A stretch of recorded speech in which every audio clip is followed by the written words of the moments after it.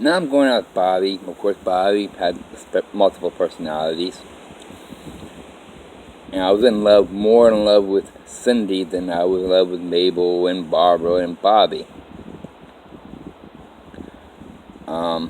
Hearing voices at the time. Then when I told her angels, her split personalities, bad things what I used to do.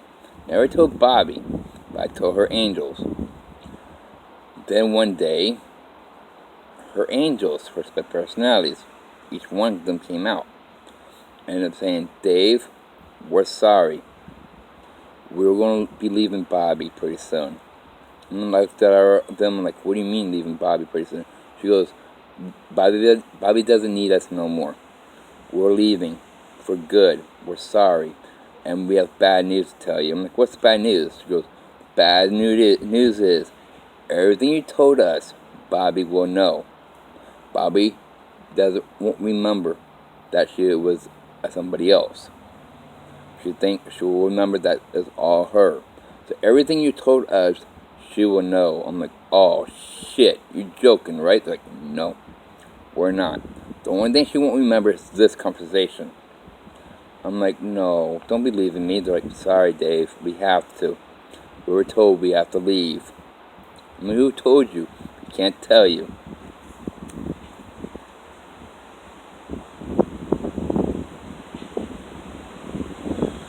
Actually, before then, when her guardian angels were out, one day something in me told me to wake up. I end up waking up. All of a sudden, Bobby wakes up. Bobby looks at me. Bobby wasn't Bobby. Bobby wasn't Cindy. Bobby wasn't Mabel. Bobby wasn't Barbara. Bobby wasn't Jasmine. Bobby was somebody else. For some reason, felt like it was Kathy. I looked at her. I'm like, Kathy, is that you? All of a sudden, Bobby's head turns around, looks at me, goes, yes, Dave, this is me. I'm like, why are you here? She goes, I'm here to say something to you. I forgot what she said to me. All of a sudden, she ended up disappearing. Bobby looked at me and goes, why am I awake? And I'm like, I have no idea. And she went back to bed and went back to sleep. And I'm thinking to myself, like, of course, that's when I knew that Kathy had a split personality, because one way you can do that, you had a split personality. Or awakened guardian angel. Now, like I said, her guardian angels did disappear. Austin, Bobby, attitude. I mean, everything about her changed. I mean, it wasn't good either. I've been trying to break up with her, and I couldn't do it. I mean, I did leave the house, and ended up moving in with my aunt. That day or night, Bobby came with her brother, begging me to come back, and I did. But like I said, Bobby totally changed. I tried to break up with her a lot of times, and Bobby told me to stop trying to break up with me. Stay with me. I love you. This, that, and the other. Bobby all of a sudden ended up taking me to a mental hospital, and I'm taking medication now. All of a sudden, the voices just stopped. Bobby told me I cannot hang out with none of my friends anymore. She goes, you should not be around people who smoke weed. So I want you to smoke weed. You smoke weed, you and I are no longer together. Now, something in me told me I need to stay with Bobby. So I ended up staying with Bobby, even though I wasn't in love with her no more. We ended up being just friends, sleeping together, but not even having sex. During our relationship or marriage, we only had sex 12 times. That was it. She counted. She keeps on threatening me, saying that if I don't have sex with her, she'll be cheating on me. I didn't. Something said, go for it. I didn't say it out loud, but I said it with my thoughts, like, go for it. I don't care. I'm not interested in you no more. I'm not sexually attracted to you no more.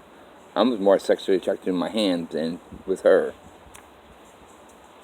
Then one day, I'm at work. I get a text. It was from Bobby. Bobby asking me that she needs to talk to me, something very important. that she can't keep to herself no more. I took her early lunch, and I text her back. I'm like, what, are you cheating on me? Sure enough, she texted me back. She said, yes, I am.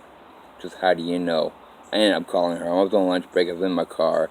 So we ended up talking, and she was like, Dave, I need to talk to you in person. I'm like, you know what? I'm going to call my job up, tell them I'm sick, or something came up, or I had to go home. So I did. I went home. Bobby got in my car, and we talked for about 2.5 hours in my car. And then she stayed with me, but ended up cheating on me. But of course, she wasn't cheating on me no more. I told her, go ahead, do whatever you want with the guy. Just don't fuck her. Fuck him. If you're in this bondage shit, go ahead, be in this bondage shit with this guy. Bobby ended up hanging out with this guy more than me. Every day, and on the weekends or days off, she's not around with me no more. She's just leaving me alone, hanging out with this guy she called Dragon. Then Bobby one day is like, Dave, I don't want to live here no more. Let's move somewhere else. And we actually had our own place, manufactured home. And for some reason in my head, I could not do business talk. I tried to do business talk with the landlord, and the landlord just didn't understand anything. We ended up moving. We ended up leaving keys there, this and the other, and we left, got our own place with her mom and her coworker. Then, like I said, Bobby's not hanging around with me no more. Then one day, Bobby's like, Dave, when you go to work, I'm not going to be home. I'm like, what do you mean you're not going to be home? She goes, I'm not going to be home. And turns out, she ended up moving out, leaving me with her mom and her coworker, because me and her mom was on the rent lease and she wasn't. Bobby did come over one day and I'm saying, Dave, promise me one thing. You will never, ever smoke weed and you'll stay with your doctor. I said, yeah, sure. I promise. Of course, I lied to her. Because when I smoke weed, I don't feel like I'm alone no more. Because I know for some reason I knew I was going to be alone. And I still am alone. So I ended up smoking weed. And of course, I ended up smoking weed. I started feeling things not there. First it was pleasure, then it ended up being pain. I felt so much pain ever in my life. I can imagine something hit me. I felt like a bat hit me against the head. I didn't feel I felt the pressure, the pain, but it wasn't really bad pain. I felt a nail going through my head, woke me up from a dead sleep. It hurt very bad. I felt like nails and needles sticking into my body. I felt like a gun. I never got shot with a bullet, and I felt like I got shot with a gun. I mean, I felt so much type of pain.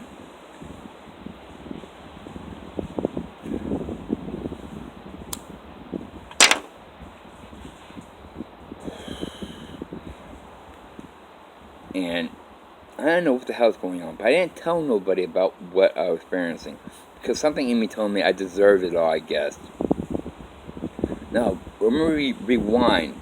You know the time I ended up saying about how Mickey was punishing me with hot wax and all, and I went to the mental hospital? When I finally got out of the mental hospital, I ended up hanging out with Gerard. Gerard ended up taking me to Mickey's house. We went to Mickey's house, went into her bedroom. And Mickey's she had a walk-in closet. I ended up looking in the walk-in closet, and in the walk-in closet, she had her clothes on the right-hand side. She had a table or a desk type thing on the left-hand side. On the desk was a mannequin's head. And on the right side of the mannequin's head was a candle, a red candle.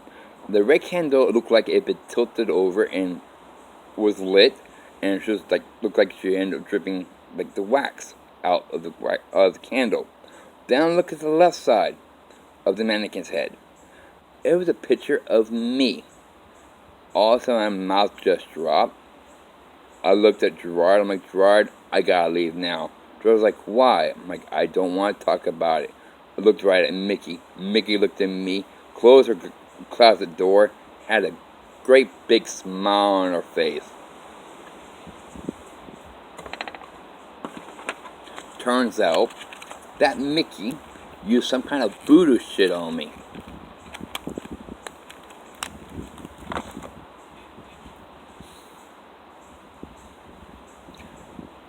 So I know that Kathy, she attacked me. She was the first one that attacked me, and that's when I ended up thinking bad thoughts to her, that I want to kill her. And I thought that for a long, long time. When I was going on my ex-wife, or my wife at the time, I even wanted to kill her. I mean, the thought was so powerful, so strong. And of course, our angels can hear my thoughts, and they are like end up saying like, "Dave, what do you want to kill Bobby for?" I'm like, I have no idea why I have that thought, but I never killed Bobby. Even though I have threatened her, even said it out loud. Last time I said it out loud to her, she ended up calling the cops. The cops arrested me. I thought they would take me to jail. Instead, they took me to a mental hospital. I was there for a month. I was working at Walmart.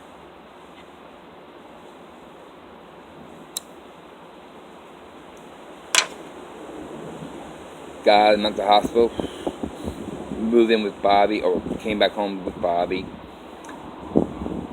Now, she finally divorced me because she ended up, like I said, walking out on me, being with her man or other boyfriend. After divorce, her boyfriend actually paid for the divorce. She wanted nothing from the marriage. She said, "You can have the furniture, you can have everything. I just want my clothes." That was it.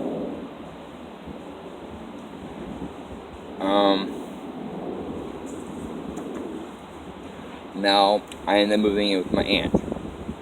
Didn't want to be living with her mother because I felt uncomfortable. I'm like, why am I living here with her mother? Me and her mother don't really talk, and I feel like I don't belong here no more. So I ended up moving with my aunt, smoking weed wherever I can get weed, talking to the voices, feeling different types of pain and things. Now, I'm also hearing Kathy. I'm hearing Kathy constantly all the time now. And Kathy's asking me to come over, look her up, call her, this, that, and the other. I never called. Actually, during my marriage, I did got a hold of Kathy. Me and Kathy only texted me one thing. And that message ended up saying, "I am married. I have a son. I take care of him 24/7. He has autism. And by the way, Chris Van Hengel died." That's the first and last message I got from her. She won't talk to me no more. After my divorce, I got her over again. Because, like I said, she's been asking me practically to get a hold of her. So I did. And then she ended up sending me the same exact message, just like 8 years later or 5 years later, something like that. She sent me the same message. "I am married. I have a son. He has autism. I take care of him 24/7. And by the way, Chris Van Hengel died." I'm like, why the hell is she sending me the same message? Now, about 5 or 6 months ago, or 7 months ago, I've been working, and I'm start going crazy. I started hearing her in my head tell me to look her up. I ended up trying to go to Dover, where she used to live. Of course, she's not living there no more. Something told me she's living in Zephyr Hills. Then one day, my aunt picked me up.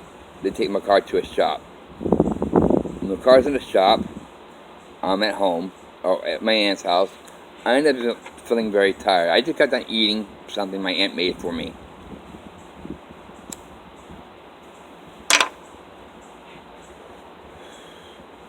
Anyway, I said, "Hey, Mary, I'm going to go to bed." I ended up sleeping in my grandmother's bedroom. She's no longer with us. I laid on my grandmother's bed, and I closed my eyes. All night, just closed my eyes, then opened my eyes. When I opened my eyes, the room looked different. The walls were a different color. There was posters on the wall. All of a sudden, my aunt comes in the room. I'm still laying in the bed, and she started talking. I didn't understand what she was saying. I mean, it sounded like I was watching Charlie Brown show. You know, when the teacher goes, "Wah, wah, wah, wah, wah, wah." That's all I was hearing. And all of a sudden, my aunt leaves. All of a sudden, I hear Mickey's voice in my head. She goes, "Dave." I'm like, "Mickey, where are you?" She goes, don't worry about where I'm at. She goes, see those posters on the wall? I'm like, yeah, I sure do. Go up to them and and look at them. So I got up out of bed, went to the first poster on the wall. I don't know who these people are. Whoa.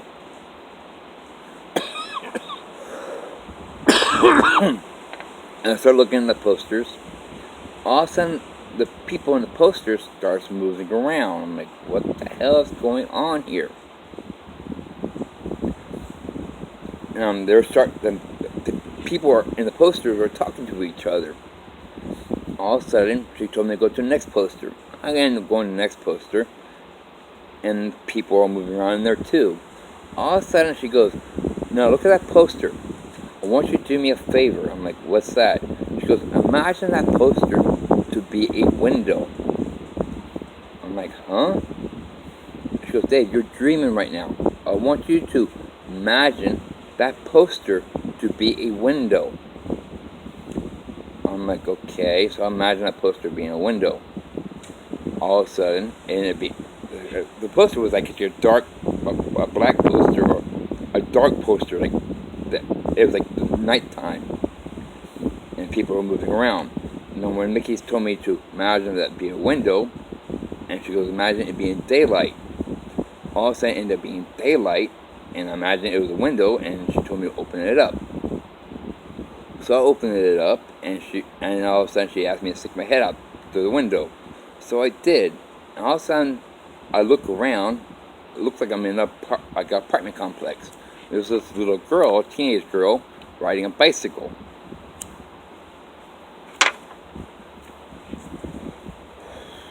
And this little girl was very cute. And I asked the little girl, I'm like, where am I? She told me what apartment complex I'm at. And she goes, you want to come out and play? I'm like, yeah, sure. Something in my head's like, oh, I'm going to get laid. So I was trying to find my way out of the apartment complex. I ended up going into other people's apartment buildings and making a lot of friends. But I want to go outside. Finally managed to get outside. The girl was gone. I guess I took forever. All of a sudden I hear Mickey's voice saying, Dave, let's go for a walk. I'm like, go walk where? She goes, just turn right and start walking. So I started walking. I started talking to Mickey. Even though Mickey's body wasn't there, Mickey's voice was. All of a sudden, Mickey told me to stop. It felt like I only walked for maybe 2 minutes, but when I look back, I guess I ended up walking for like hours, I guess. But it felt like a couple minutes. She told me to stop. I stopped. All of a sudden she goes, Dave, you see the house on your right hand side, that white house with the steps? I'm like, yeah, I sure do. She goes, go up the steps and knock on the door. So I go up the steps, knock on the door. All of a sudden, this beautiful elderly woman opens up the door. She's wearing a jumpsuit, and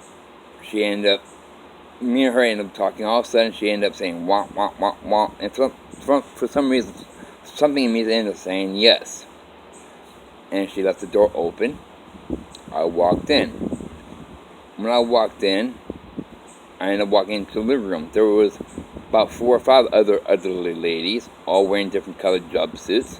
All of a sudden, they all stopped watching TV. They were watching TV. All of a sudden, they stopped watching TV, got up, came up to me, and all of them are all saying wah wah wah wah wah wah. And I'm like, I didn't understand what the hell they were saying, so I ended up leaving them. I ended up finding that elderly woman who was answering the door in the kitchen. I'm like, excuse me, ma'am, what did you say at the door that I ended up saying yes to? She goes, I was asking if you were hungry. I'm like, oh yeah, I am hungry, even though I got done eating before I went to sleep. But I said, yeah, I am hungry. She ended up handing me a plate. The plate ended up having spaghetti with chili on top. I'm not really into spaghetti and chili, but I ended up taking it from her. And then she asked me to go outside and eat it. So I ended up got the plate, went outside, sat my butt on the step, and put the plate on the floor, and I started eating it. The food was delicious. All of a sudden, the food just disappeared. I'm like, all of a sudden I hear Mickey's voice goes, put that plate down and get up and let's start walking. I'm like, no, I'm still hungry. So I ended up scraping the fork against the plate and lifting the fork up. All of a sudden I had spaghetti and chili all over it. So I'm starting eating still. All of a sudden the plate flew out of my hand, went across the porch, hitting against the wall, and shattered. And all of a sudden I hear Mickey's voice, she's angry as can be, saying, fucking get up now and start walking. And all of a sudden I'm like, okay. I got up and started walking again. We start walking, all of a sudden I saw this arcade room, or arcade place. I'm like, oh, I'm going to play arcade. All of a sudden I hear Mickey's like, no, we have no time to play arcade. Because I want you to get laid, Dave. That's why you're having this dream. I'm like, oh, okay. So we start walking. All of a sudden I come across this white car. I think it was a Chevy something car. It had keys in it. All of a sudden I thought of me, yeah.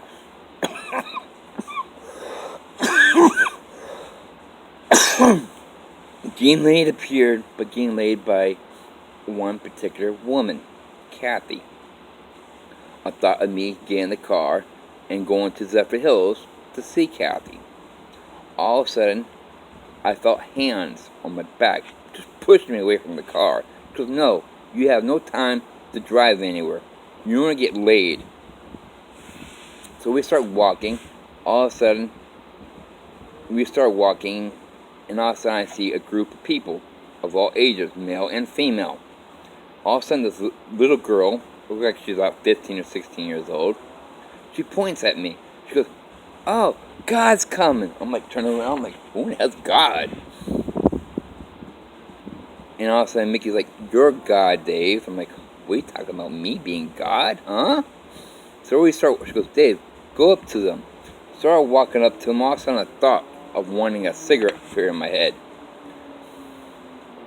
When I got up to them, wanting a cigarette, all of a sudden, everybody started singing, saying cigarettes are bad for you, this and the other. I mean, they were singing a song about cigarettes being bad for me. And all of a sudden, I'm looking at there's a cop there. He's a black guy. He started blowing fire out of his mouth. I'm like, what the hell's going on here? And Mickey's like, Dave, you got a whole bunch of females here. Hit on somebody so you can get laid. But instead of hitting on someone my age, I ended up hitting on or flirting with that same girl who said, God's coming.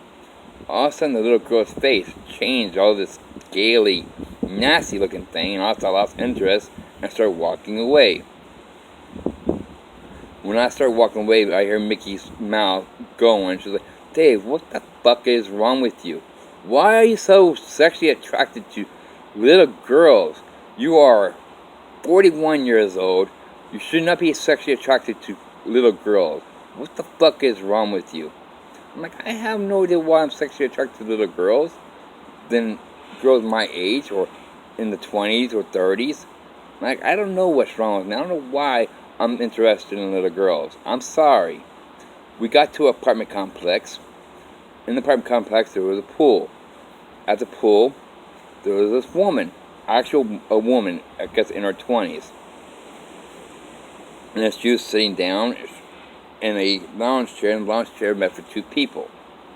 And I saw her, I'm like, hello, my name. And she goes, yes, your name is Dave Michael Sterling. She goes, my name's Tiffany.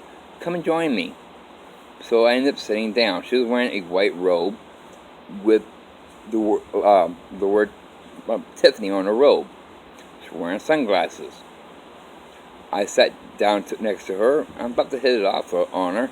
All of a sudden, my eyes opened up. I closed my eyes. For some reason, in the dream, all of a sudden I opened my eyes, and all of a sudden I'm in my grandmother's bed. I'm like, what the hell just happened? All of a sudden, Mickey's like, you took your time. Why in the fuck are you hitting on little girls, Dave? You are 41 years old. Should not think about little girls. That's why I keep on thinking that you are a pervert.